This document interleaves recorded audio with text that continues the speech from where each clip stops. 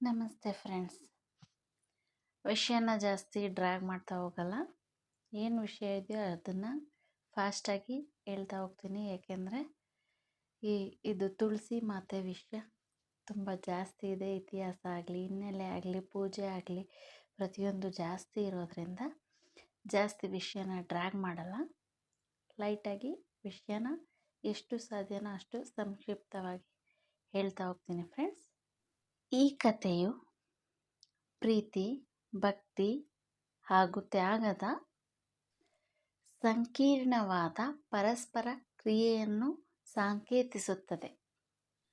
ವೃಂದ ತುಳಸಿಯಾಗಿ ರೂಪುಗೊಳ್ಳುವುದು ದೈವಿಕ ಮತ್ತು ಭಕ್ತನ ನಡುವಿನ ಶಾಶ್ವತ ಬಂಧವನ್ನು ಪ್ರತಿನಿಧಿಸುತ್ತದೆ.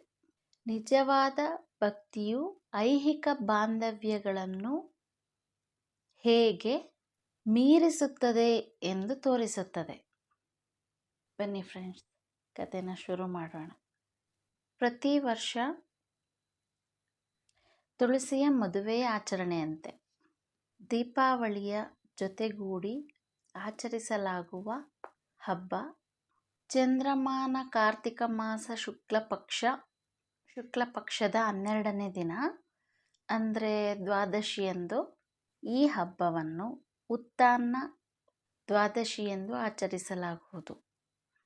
ತುಳಸಿ ಗಿಡದೊಂದಿಗೆ ಬೆಟ್ಟದ ನೆಲ್ಲಿಕಾಯಿ ಗಿಡವನ್ನು ನೆಟ್ಟು ಪೂಜಿಸುವ ರೂಢಿಯಿದೆ. ದೀಪಗಳಿಂದ ಬೃಂದಾವನಗಳನ್ನು ಅಲಂಕರಿಸಲಾಗುತ್ತದೆ. ಈ ದಿನದಂದು ತುಳಸಿ ಕಟ್ಟೆಯನ್ನು ರಂಗೋಲೆ, ಹೂವು ಹಾಗೂ ಮಾವಿನ ಎಲೆಗಳಿಂದ ಅಲಂಕರಿಸಿ ಕೃಷ್ಣನ ಮೂರ್ತಿಯನ್ನಿರಿಸಿ ಪೂಜಿಸಲಾಗುತ್ತದೆ. ದೀಪಾವಳಿಯಂತೆ ಈ ಹಬ್ಬನು ಪಟಾಕಿಗಳ ಮಹಾಪೂರನೇ ತುಂಬಿರುತ್ತೆ. ಇವಾಗ ಈ ತುಳಸಿ ಯಾರು, ಈ ತುಳಸಿ ಎಲ್ಲಿಂದ ಬಂದರು, ಅವರ ಹಿನ್ನೆಲೆ ಏನು, ಇದನ್ನು ನೋಡ್ತಾ ಹೋಗೋಣ. ತುಳಸಿ ಮಾತೆ ಇಂದಿನ ಜನ್ಮದಲ್ಲಿ ವೃಂದ ಅಂತ ಅವ್ರ ಹೆಸರು. ಅವರು ಜಲಂಧರ ಅನ್ನೋ ಮಹಾರಾಕ್ಷಸನ ಹೆಂಡತಿ, ಪತ್ನಿ. ಇದು ರಾಮಾಯಣದಲ್ಲೂ ಬರುತ್ತೆ, ರಾಮನಿಗೂ ಸಂಬಂಧಪಟ್ಟಿದ್ದಾಗಿದೆ. ತುಂಬ ಹಿನ್ನೆಲೆಗಳಿದೆ. ಒಂದೊಂದೇ ಕಥೆನ ಒಂದೊಂದೇ ಭಾಗದಲ್ಲಿ ತಿಳಿಸ್ತೀನಿ. ಇವಾಗ ಪೂಜೆ ನಾಳೆ ಇರೋದ್ರಿಂದ ಆ್ಯಕ್ಚುಲಿ ನಾನು ಆಲ್ರೆಡಿ 12 ಗಂಟೆ ದಾಟ್ಬಿಟ್ಟಿದೆ. ಆ್ಯಕ್ಚುಲಿ ಇವತ್ತೇ ತುಳಸಿ ಹಬ್ಬ, ಪೂಜೆ ಇರೋದ್ರಿಂದ ಪೂಜೆ ಬಗ್ಗೆ ಹೇಳ್ತೀನಿ. ಮತ್ತು ನೆಲ್ಲಿಕಾಯಿ ಗಿಡ ಏನಕ್ಕೆ ತುಳಸಿ ಗಿಡದ ಜೊತೆ ನೆಡ್ತಾರೆ ನೋಡೋಣ. ತುಳಸಿ ವಿವಾಹದ ಹಿಂದೆ ದೀರ್ಘವಾದ ಪುರಾಣ ಕಥೆ ಇದೆ. ಹಿಂದೂ ಪುರಾಣದ ಪ್ರಕಾರ ವೃಂದ ಎಂಬ ಹೆಸರಿನ ಯುವತಿಯೇ ತುಳಸಿ ಗಿಡದ ರೂಪ ಪಡೆದಿರುವುದು. ಹಿಂದಿನ ಜನ್ಮದಲ್ಲಿ ಈಕೆ ಜಲಂಧರ ಎಂಬ ದುಷ್ಟ ರಾಜನನ್ನು ವಿವಾಹವಾಗಿರುತ್ತಾಳೆ. ಅವಳಿಗೆ ಮಹಾವಿಷ್ಣುವಿನ ಮೇಲೆ ಪರಮ ಭಕ್ತಿ. ಆದರೆ ಇದು ಜಲಂಧರನಿಗೆ ಇಷ್ಟವಿರುವುದಿಲ್ಲ.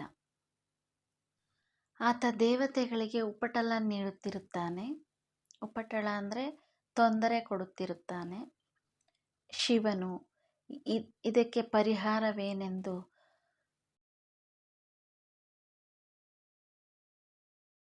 ವೃಂದಾಳ ತಪೋಶಕ್ತಿಯಿಂದ ಜಲಂಧರನ ಶಕ್ತಿ ಹೆಚ್ಚಿರುತ್ತದೆ ಒಂದು.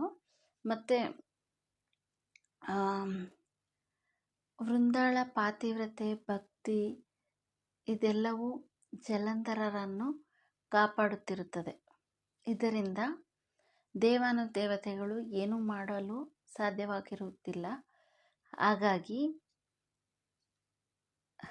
ಎಲ್ಲ ದೇವಾನುದೇವತೆಗಳು ಸೇರಿ ವಿಷ್ಣುವಿನ ಬಳಿ ಹೋಗಿ ಕೇಳಿಕೊಳ್ಳುತ್ತಾರೆ. ಆಗ ಮಹಾವಿಷ್ಣುವು ಇದಕ್ಕೆ ಪರಿಹಾರವಾಗಿ ಜಲಂಧರನ ವೇಷ ಧರಿಸಿ ಮಹಾಪಾತಿವ್ರತೆಯಾದ ವೃಂದಾಳ ಬಳಿ ಬಂದು ವೃಂದಾಳನ್ನು ಮೋಹಿಸಿ ಆಕೆಯ ಪಾತಿವ್ರತೆಗೆ ಧಕ್ಕೆ ತರುತ್ತಾರೆ. ಇದೇ ಸಂದರ್ಭವನ್ನು ಕಾಯುತ್ತಿದ್ದ ಶಿವನು ಜಲಂಧರನನ್ನು ಸಂಹರಿಸುತ್ತಾನೆ. ಇತ್ತ ತನ್ನ ಚಾರಿತ್ರ್ಯಕ್ಕೆ ಕಾರಣವಾದ ವಿಷ್ಣುವನ್ನು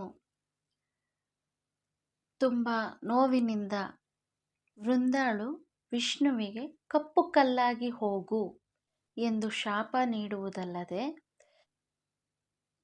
ತನ್ನ ಪತ್ನಿಯ ವಿರಹವು ನಿನಗೆ ಉಂಟಾಗಲಿ ಎಂದು ಕೂಡ ಶಪಿಸುತ್ತಾಳೆ. ಇದರಿಂದನೇ ರಾಮಾಯಣದಲ್ಲಿ ರಾಮ ಕಾಡಿಗೆ ಹೋಗೋದು, ಸೀತೆಯಿಂದ ದೂರ ಇರೋದು, ವನವಾಸ, ಅದರಿಂದ ಸೀತಾದೇವಿ ರಾಮ ದೂರ ಆಗೋದು, ಇದೆಲ್ಲ ಇದಕ್ಕೆ ಆ್ಯಕ್ಚುಲಿ ಕನೆಕ್ಟ್ ಆಗಿದೆ. ತನ್ನ ಪಾತಿವ್ರತೆಗೆ ಧಕ್ಕೆ ಉಂಟಾದ ಕಾರಣ ಜಲಂಧರನ ಪತ್ನಿಯು ವೃಂದ ತನ್ನ ಪತಿಯ ಚಿತೆಗೆ ಹಾರಿ ಬೂದಿಯಾಗುತ್ತಾಳೆ. ತದನಂತರ ತುಳಸಿ ಮಾತೆಯು ಪಾರ್ವತೀ ದೇವಿಯ ಉದ್ಯಾನವನದಲ್ಲಿ ಜನಿಸಿದಳು ಎಂಬ ಪ್ರತೀತಿ ಕೂಡ ಇದೆ. ಇನ್ನು ತುಳಸಿ ಹಬ್ಬ ಮಾಡುವಾಗ ಎಲ್ಲರೂ ನೋಡು ನೆಲ್ಲಿಕಾಯಿ ಗಿಡ ಜೊತೆಲಿ ನೆಲ್ಲಿಕಾಯಿ ಇಲ್ದಿರೋ ಗಿಡನ ಯಾರು ತಗೊಂಡೇ ಹೋಗಲ್ಲ. ನೆಲ್ಲಿಕಾಯಿ ಗಿಡ ತಗೊಂಡು ಹೋಗ್ತಾರೆ, ಪ್ರತಿಯೊಬ್ಬರು ತೊಗೊಂಡು ಹೋಗ್ತಾರೆ, ತುಳಸಿ ಕಟ್ಟೆಗೆ ಇಟ್ಟು ಪೂಜೆ ಮಾಡ್ತಾರೆ. ಏನು ಕಾರಣ? ಈ ನೆಲ್ಲಿಕಾಯಿ ಗಿಡನೇ ಯಾಕೆ ಇಡ್ತಾರೆ? ಬೇರೆ ಗಿಡ ಯಾವುದೂ ಇಲ್ವಾ? ಬೇರೆ ಎಲ್ಲ ಇಡ್ಬೋದಲ್ಲ. ಅಶ್ವತ್ಥ ಮರ ಇದೆ,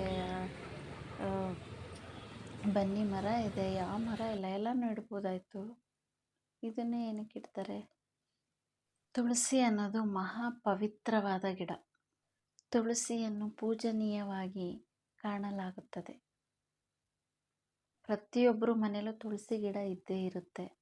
ಈ ತುಳಸಿ ದೇವಿನ ಪೂಜೆ ಮಾಡೋದು ತುಂಬ ಪವಿತ್ರವಾದದ್ದು ಅಂತ ನಮ್ಮ ಹಿಂದೂಗಳ ನಂಬಿಕೆ. ಉತ್ಥಾನ ದ್ವಾದಶಿಯ ಮಾರನೇ ದಿನ ತುಳಸಿ ಹಬ್ಬವನ್ನು ಆಚರಿಸುತ್ತಾರೆ. ಈ ಸಮಯದಲ್ಲಿ ತುಳಸಿಗೆ ನೆಲ್ಲಿ ಗಿಡವನ್ನು ಇಡುವುದು ಯಾಕೆ? ನೆಲ್ಲಿ ಅಂದರೆ ಧಾತ್ರಿ. ಇದು ನಾರಾಯಣನ ಸ್ವರೂಪ ಅಥವಾ ಸಾಲಿಗ್ರಾಮದ ಸ್ವರೂಪ ಅಂತ ನಂಬಲಾಗುತ್ತೆ. ಹೀಗಾಗಿ ನಾರಾಯಣ ಸ್ವರೂಪವಾಗಿರುವ ಬೆಟ್ಟದ ನೆಲ್ಲಿಕಾಯಿಯ ಗಿಡವನ್ನು ತುಳಸಿ ಜೊತೆ ಇಟ್ಟು ಪೂಜೆ ಮಾಡೋದ್ರಿಂದ ತುಂಬ ಶುಭಕರ. ಅಂದರೆ ತುಳಸಿ ಮಾತೆಗೆ ವಿಷ್ಣುವಿನ ಜೊತೆ ವಿವಾಹ ಮಾಡಿದಂತೆಯೇ ಅನ್ನೋದು ಒಂದು ನಂಬಿಕೆ. ಎಷ್ಟೋ ಕಡೆ ಶ್ರೀಕೃಷ್ಣನ ಫೋಟೋ ಇಟ್ಟು ತುಳಸಿ ಮಾತೆ ಜೊತೆ ಪೂಜೆ ಮಾಡ್ತಾರೆ. ಕೃಷ್ಣ ಕೂಡ ವಿಷ್ಣುವಿನ ಒಂದು ಅವತಾರನೇ ಹೌದು. ಈ ಸಾಲಿಗ್ರಾಮ ಮೂರ್ತಿ ಇದ್ದರೆ ಅದನ್ನು ಕೂಡ ಇಟ್ಟು ಪೂಜೆ ಮಾಡಬಹುದು. ತುಳಸಿ ಹಬ್ಬ ಅಂದರೆ ತುಳಸಿ ಮತ್ತು ವಿಷ್ಣುವಿನ ವಿವಾಹದ ದಿನ ಅಂತ ಅರ್ಥ. ಈ ಪೂಜೆ ಮಾಡೋದ್ರಿಂದ ನಮಗೇನು ಲಾಭ? ಸಂಸಾರದಲ್ಲಿ ನೆಮ್ಮದಿ, ದಾಂಪತ್ಯ ಸುಖ, ಜೀವನ ಸುಖ, ನೆಮ್ಮದಿ, ಶಾಂತಿಯಿಂದ ಸಾಗೋದಕ್ಕೆ ಈ ಪೂಜೆ ತುಂಬ ಮಹತ್ವದ ಪಾತ್ರ ವಹಿಸುತ್ತದೆ. ಹಾಗಾಗಿ ತುಳಸಿ ಹಬ್ಬದ ದಿನ ಆ ಮಹಾವಿಷ್ಣುವಿನ ಅವತಾರ, ಮಹಾವಿಷ್ಣುವಿನ ರೂಪ, ಅಂಶ ಆ ನೆಲ್ಲಿಕಾಯಿ ಗಿಡದಲ್ಲಿ ಇರೋದ್ರಿಂದ ನಾವು ಆ ಗಿಡವನ್ನು ಇಟ್ಟು ಪೂಜೆ ಮಾಡ್ತೀವಿ. ತುಳಸಿ ಪೂಜೆ ಮಂತ್ರ ಒಂದೇ ಒಂದು ಹೇಳ್ತೀನಿ. ತವಂ ಶ್ರೀಂ ವಿಶ್ವರೂಪಿಣ್ಯ ಹರಿಣ್ಯಂ ಹರಿವಲ್ಲಭಃ. ತವಂ ಶ್ರೀಂ ವಿಶ್ವರೂಪಿಣ್ಯ ಹರಿಣ್ಯಂ ಹರಿವಲ್ಲಭಃ. ಇನ್ನೊಂದು ಮಂತ್ರ ಹೇಳ್ತೀನಿ.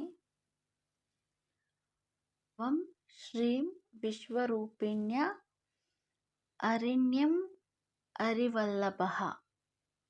ಇನ್ನೊಂದು ಮಂತ್ರ ಹೇಳ್ತೀನಿ. ಓಂ ತುಳಸಿ ದೈವೇಚ್ಯ ವಿದ್ಮಹೇ ವಿಷ್ಣು ಪ್ರಿಯಾಯ ಚ ಧೀಮಹಿ ತನ್ನೋ ವೃಂದ ಪ್ರಚೋದಯಾತ್. ಓಂ ತುಳಸಿ ದೈವೇಚ್ಯ ವಿದ್ಮಹೇ ವಿಷ್ಣುಪ್ರಿಯಾಯ ಚ ಧೀಮಹಿ ತನ್ನೋ ವೃಂದ ಪ್ರಚೋದಯಾತ್. ಇದಿಷ್ಟು ತಿಳಿಸ್ಕೊಟ್ಟಿದ್ದೀನಿ. ನಿಮಗೆ ಇದೆಲ್ಲ ಮಾಹಿತಿ ಇಷ್ಟ ಆಗಿದೆ ದಯವಿಟ್ಟು ವಿಡಿಯೋನ ಲೈಕ್ ಮಾಡಿ, ಶೇರ್ ಮಾಡಿ, ಕಮೆಂಟ್ ಮಾಡಿ. ಯಾರೆಲ್ಲ ಹೊಸ್ದಾಗಿ ನನ್ನ ಚಾನಲ್ ನೋಡ್ತಿದ್ದೀರಾ ದಯವಿಟ್ಟು ಒಂದು ಸಬ್ಸ್ಕ್ರೈಬ್ ಆಗಿ ಫ್ರೆಂಡ್ಸ್. ಧನ್ಯವಾದ.